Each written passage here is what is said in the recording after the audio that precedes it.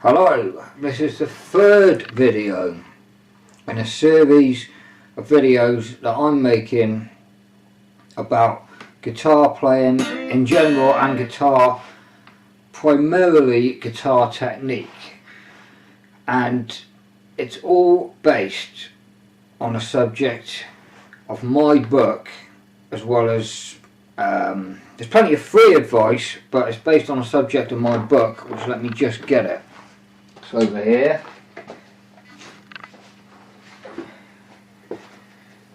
Okay, well, like I've said in the previous videos, I've been on YouTube for about 10 years, but I've only been just uploading little videos of me playing now and again. But this is the third video where I'm actually talking, so please forgive me if I appear to be struggling. I'm learning how to do this to help people, hopefully. That's the book, and I'm going to be looking at a few things that I do that perhaps some other guitarists don't do. So today I'm going to look at a few things that's unusual about my playing and some techniques in the book that are less common. Some things that you'll find in here that you might not find, well, you're very unlikely to find in other books on the subject of picking, at least. The first is a technique that I call double picking, and this is where I pick the same note twice within a pattern, and it could be the start note or the end note or both, and I'll explain what I mean. So for example, if you've got, let's just say you're playing in C minor and you've got a C minor pentatonic. Now you could do this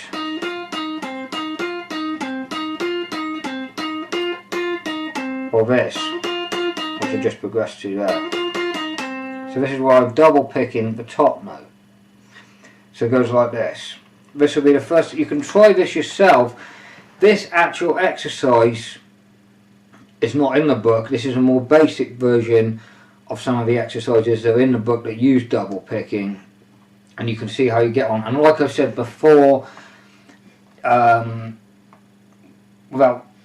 going on about it, I don't slant the pick, especially when I'm practicing, because I want to get a real full force, lot of power on the note, because it emphasises the electrical signal to the brain and it helps you learn the pattern quicker and hopefully play it faster, and plus it sounds better. Okay, if you pick full on, you get the broad frequency range, the scoop TQ. It mentions this on my website. I did an article about it. I'll do more articles on the website. It's robinholbert.com if you want to have a look.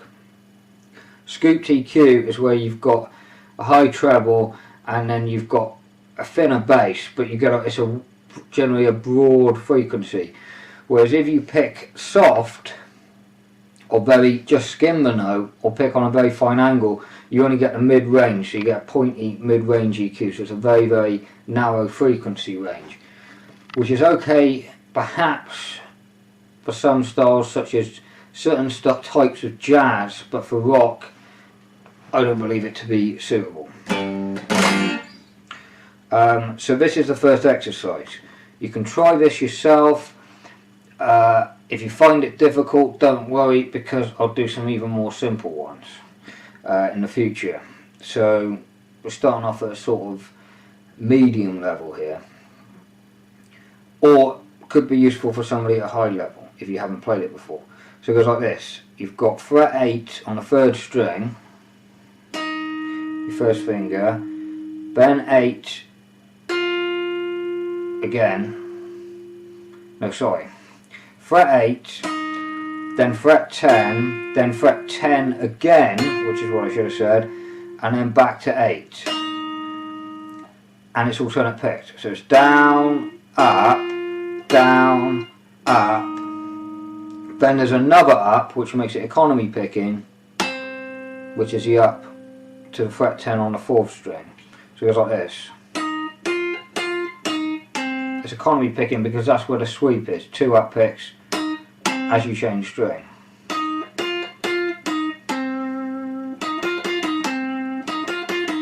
So you practice like this.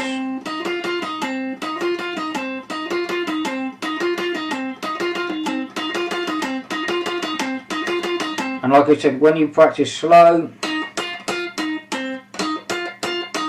you pick hard. And a reasonable amount of movement in the fingers and a fairly wide picking angle to emphasise it for speed.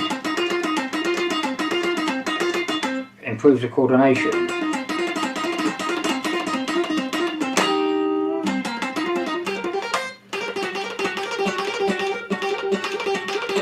Now that's played somewhere different. This is using the blues scale, minor blues.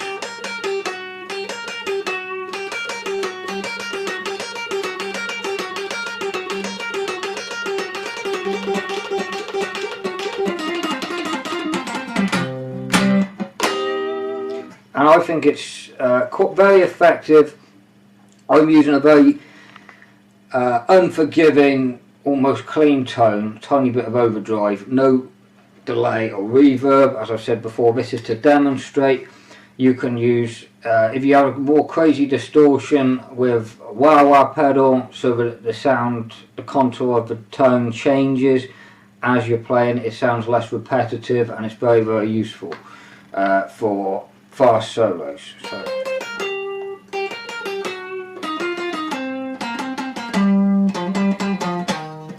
Play it anywhere on the pentatonic, anything that's 2 notes per string.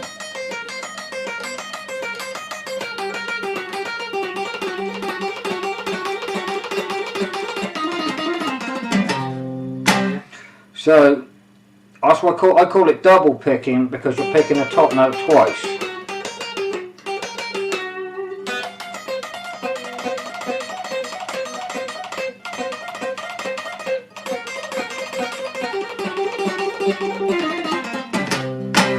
Now, I'm not saying I invented that.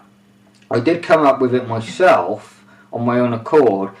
I've heard similar things by other guitar players, not many, but for one example, I think I've heard John Sykes playing a similar pattern, and there was also a guitarist, I've forgotten his name, another English guitar player that was in the band Tank, which was the album, it wasn't in every album from the band Tank, I've forgotten the name of the album, but he was in the band Tank, and he was also with Paul Di'Anno.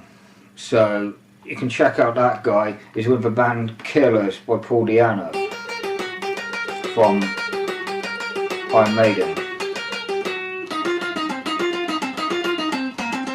And he'd do these really quick.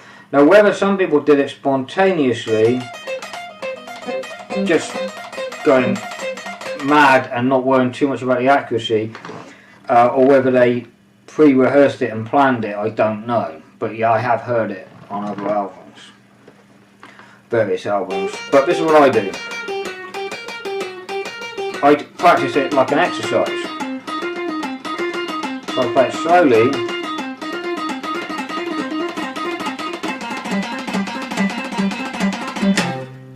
And then I build up the speed. I've actually used this technique on some of my other videos. So if you watch my videos where I'm improvising, most of my videos, a lot of them are just completely improvised. I didn't put a lot of planning in, and a lot of them are just done in the first take. So, and it's the same with these videos. They're not edited. Unless I got something totally wrong, I might have to cut it out. But so far I haven't edited them at all. I just sit down in front of a camera and I start talking with no script, and there's no editing. So it's just like having a discussion about a guitar. It's very, very casual. Let me just move this mouse again. I'll have to change the timing on the computer, because what happens, the screen cuts out It goes into sleep mode if I don't move the mouse, and I've got to keep that on. So yeah, I'm learning as I go really with this. This is the third video.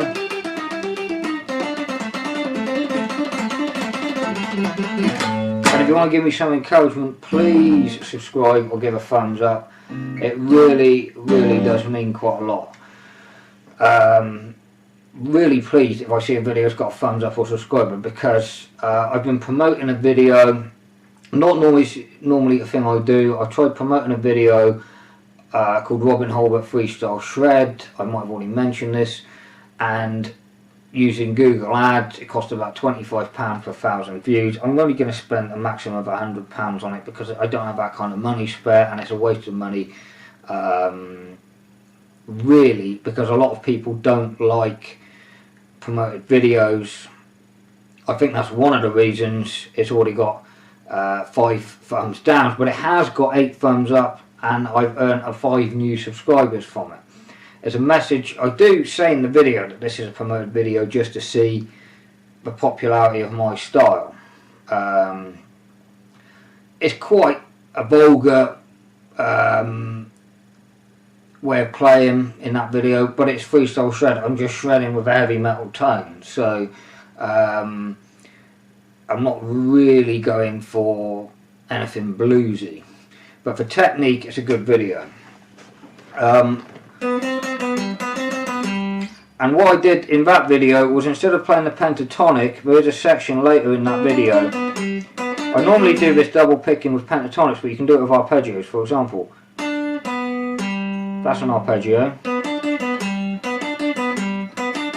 I'm double picking the top note, so it's 4, 7, 7, 4, and then I'll sweep to 5 on the 4th string.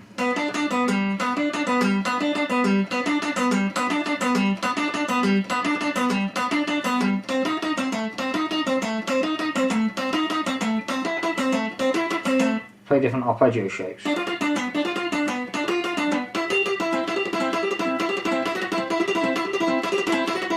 I could change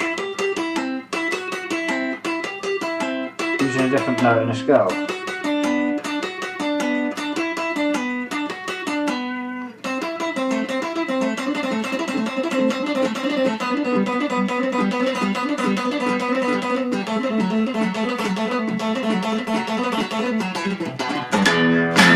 Okay, so let me also explain something. This is one of the most important aspects of this book. That just reminded me. There's exercises that will cover and be useful in a wide range of scales. So what I did there wasn't pre-rehearsed. That was something that I just did using the same technique. So once you've developed each individual technique and you've used the approach recommended in this book, you can use it anywhere on the neck, any style, any key, and you can improvise using it, which is the most important thing.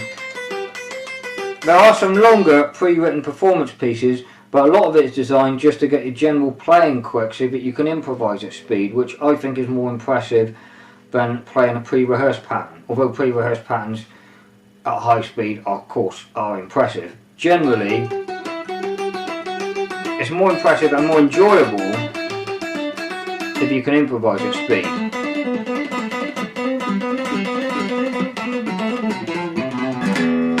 Okay, so that's that mentioned. For higher up on the fretboard,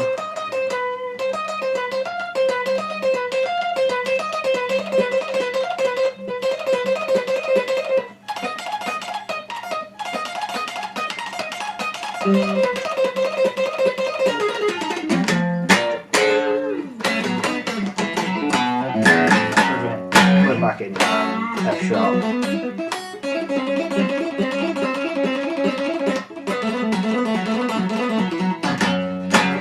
I can do that.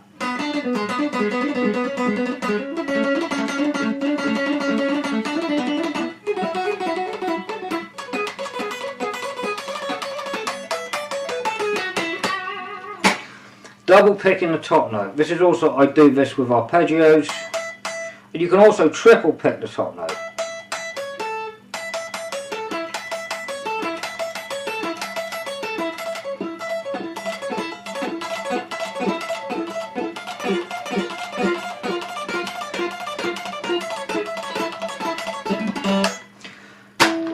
quite hard, that triple pick in the top note. I can double pick the top note and the last note for the arpeggios. So that's an A major arpeggio, and I get 2 straight groups of 6 out of that, rather than, which is how other people play it.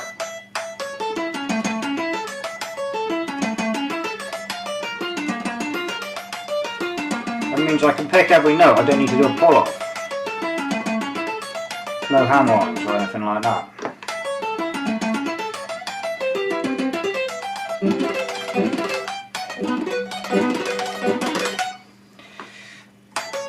Need a bit more practice on these.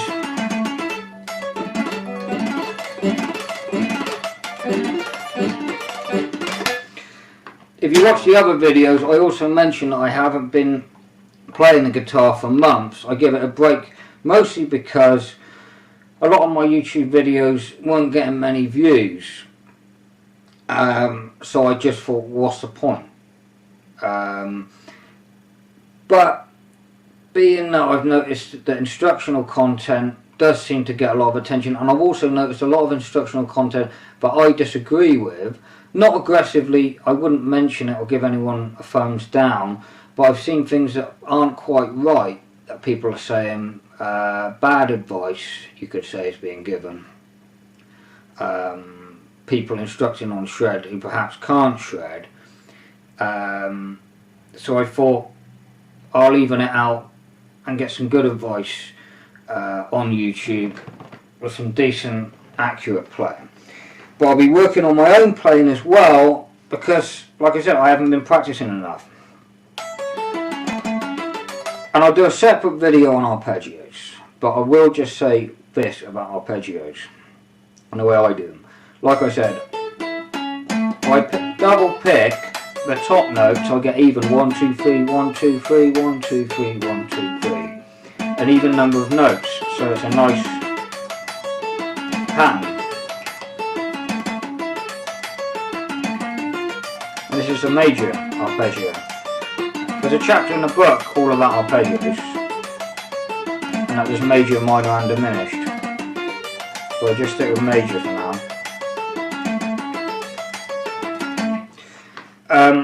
And I also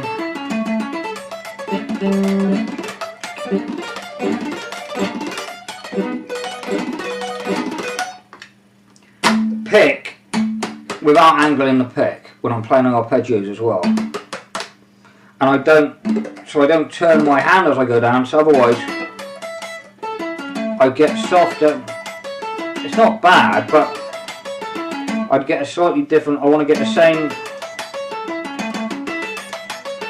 amount of force on every note, so I actually physically move my arm down and back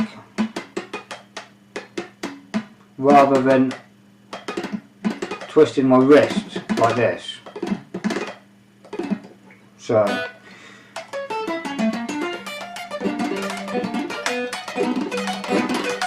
because the top speed's higher, how fast can you do this compared to that?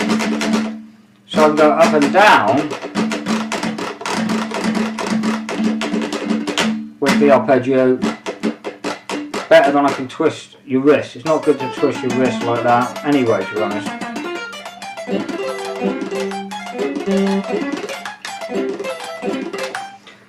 So there you go.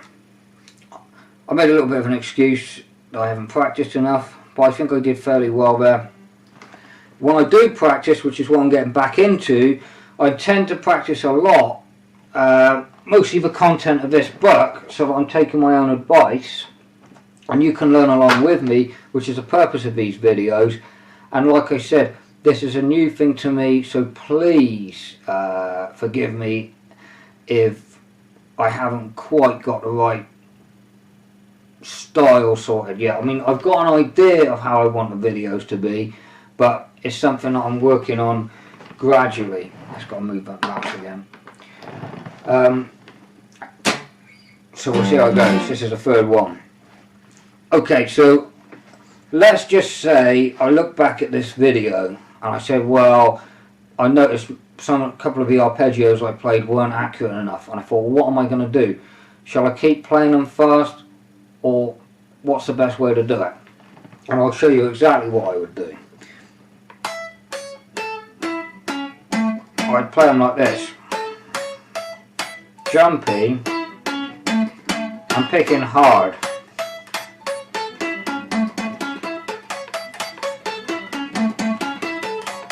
But not just 5 or 6 times. I'd be doing this over and over again for at least 5 minutes or 10 minutes without stopping. I used to do this sometimes for half an hour when I was younger with an exercise without stopping. Varying speeds. But you try doing that for half an hour. It's hard. Yeah, that is very difficult. But the benefit of it is you'll be quick, much quicker within half an hour of practice than you would weeks playing it just now and again.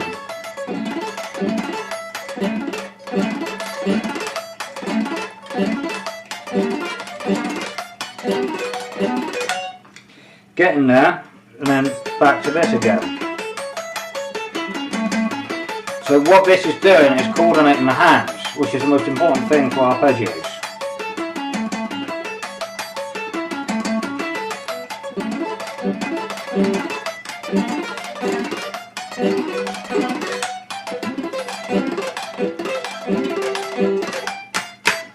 So getting there and then back to this again.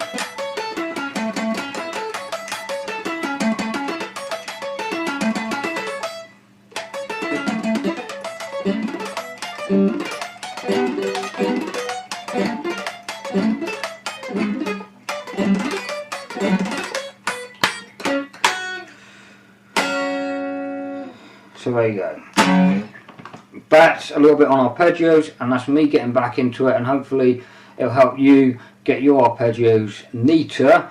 That actual arpeggio is included in the book along with, let's have a look, an arpeggio piece which comes with backing tracks.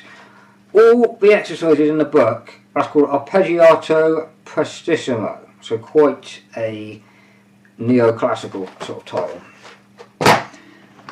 But all the main performance pieces in the book come with backing tracks, and what's interesting about my backing tracks, which I recorded myself, is they start off extremely slow and then they get faster incrementally. So each track, there'll be 20 say or more tracks, and each one is 5 beats per minute quicker than the next. So most people could start off with the first one, which would be very, very slow, like, then the next one is only just a little bit quicker, and because of that you'll be able to at least attempt it, and then once you've done that one you can attempt the next one, so you get an incremental increase in speed, which is an approach that some people like.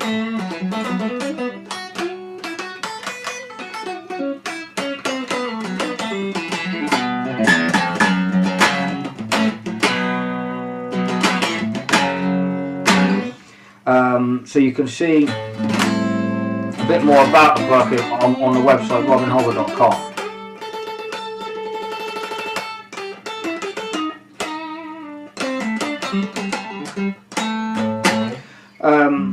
So that's all I can really say about it for now.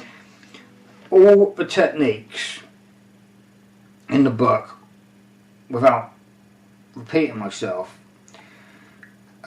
will work for lots of different scales as well as lots of different styles. So my way of playing fast will work if you're into jazz, blues or heavy metal, and I think you'll get a great, it's aimed at not only playing quick but being very, very accurate and just getting a great sound out of your guitar playing. Now everyone's approach will be different. But when it comes to teaching, if you like my approach or find it helpful in any way at all, please give it a thumbs up or subscribe. And remember, I'm improvising and demonstrating the exercises to you live with no cutscenes. I won't, for example,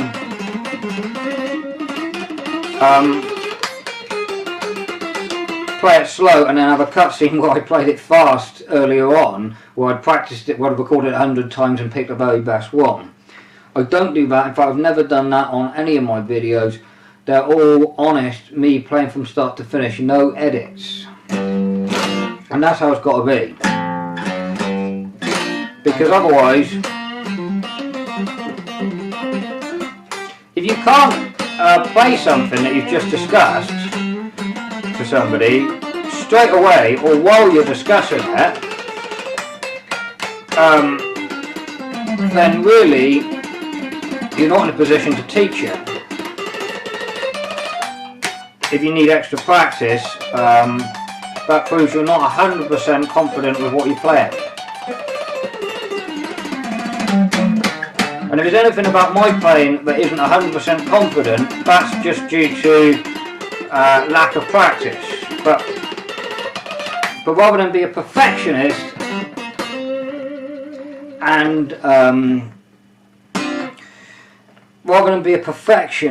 and practice and rehearse speeches, I just thought I'd start making videos straight away and see how it goes. So the first one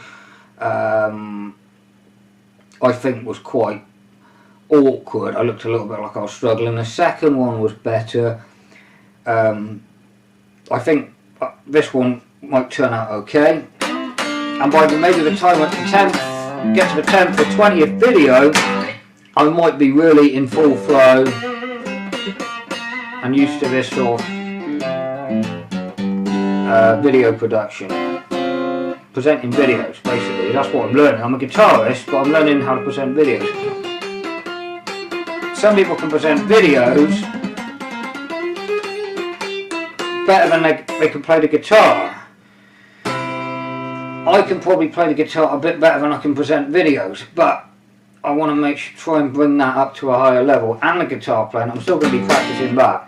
But please, when judging any of my videos, remember that they're all improvised and played off a cuff. And that's not because I'm lazy and don't want to spend time rehearsing something. It's just because it's for the sake of honesty. Like I've said, I'm showing off what my playing is, just like generally if I pick up a guitar, I don't have to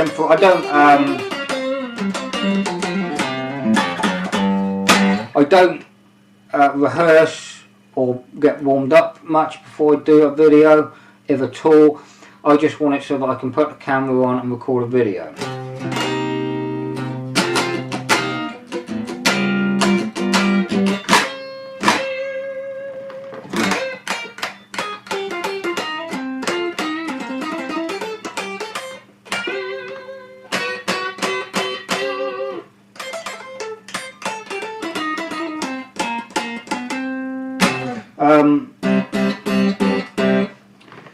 I'll do one more thing that's content from the book, just in case you're interested, before I end this video, which is quite a long video. Let me just check. Yeah, 29 minutes so far. And we'll see how it goes. So there's a lot of written content. Let me just say that there's 100 tips on playing fast, which is 100 individual pieces of advice that I've come up with over the years to help improve your speed. Okay, and we'll just have a look at one of the exercises. There's this one. Hang a second. Some of them, I'll give you a general bit of information on some of the exercises. Let me just move that again. It deals with some of the fast playing I do. It deals with some interesting rhythmic groupings, but there's a lot of it which uses groups of 4 and groups of 6, which are quite easy to get used to. And I'll just go over the groups of 6, which is what I play for some of my fast scale patterns that I demonstrated. Or you can do.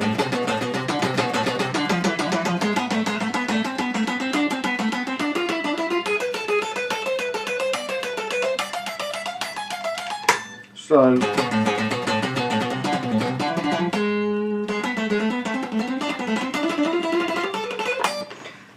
this is linking them up. But the way I'd actually practice them at home would be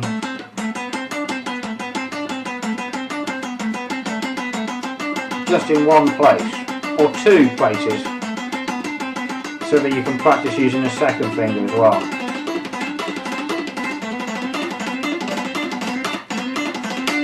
And if you want that neater, again, just go back to playing it slow,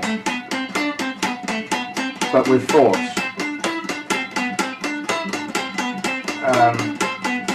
to improve the coordination.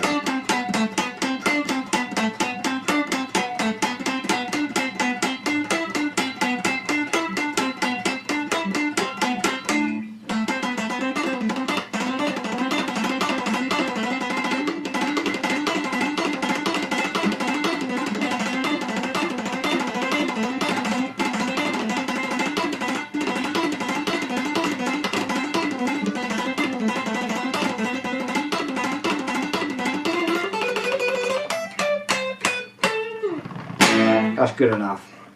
Okay, so that's it for now, but I'll do more topics and some more interesting things on the next video. So if you liked it, like I said before, please like and subscribe. I can do videos as long as you like. I could do 2, 3, 4 hour videos about guitar technique, and if you watch through them you might see some things that you're already aware of, but I almost guarantee that you're going to pick up something that you might not have considered that could be some help to your own guitar playing. So hopefully we can, well, we're sort of working together, because like I said, after my break from playing I'm getting back on form again, and hopefully I can help you get to the level that you're trying to achieve. Okay, and that's it. Thank you.